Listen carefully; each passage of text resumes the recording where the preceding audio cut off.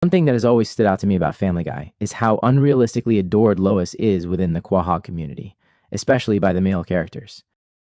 It genuinely feels like every man in town has either dated her, wanted her, or is revealed later to have some romantic history with her. Anytime a new male character is introduced, there's almost an expectation that the writers will eventually reveal, oh yeah, he used to date Lois. Jerome is a prime example, but he's far from the only one. We already know Lois dated Rob Fishman. Quagmire openly lusted after her for years. It's repeatedly implied that she was extremely popular in high school. At this point, it wouldn't be shocking if an episode revealed that Mort once dated her and now wants her back now that Muriel is gone, or that Tom Tucker, Adam West, or even Seamus had some past fling with her. It's become repetitive and frankly lazy.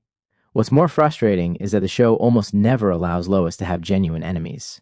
Why can't there be a character, new or existing, who outright despises her? Someone who used to bully her, resent her, or sees through her behavior and openly challenges her. For a character who has done as many awful things as Lois has, it's strange that she's so universally liked and respected in her community. Lois has committed acts that are in many cases worse than anything Peter's ever done, especially toward her own family. Yet unlike Peter, she rarely faces lasting consequences. She's almost never socially ostracized, humiliated, or meaningfully punished. Things always reset in her favor. She doesn't seem to accumulate enemies, grudges, or long-term fallout from her actions. That's why Lois often comes across as a Mary Sue, not because she's flawless, but because the narrative bends over backward to protect her.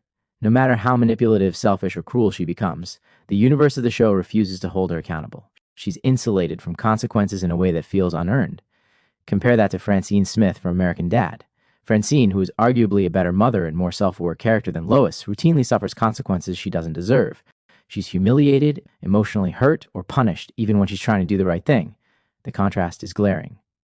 And then there's Leela from Futurama. Leela is one of the most morally upright female characters in adult animation. She's compassionate, responsible, and self-sacrificing, yet her entire life is defined by hardship. She's an outcast, disrespected by people from her past, pranked, blamed, falsely accused, captured, and repeatedly subjected to trauma. She's punished by the narrative over and over again despite rarely doing anything wrong.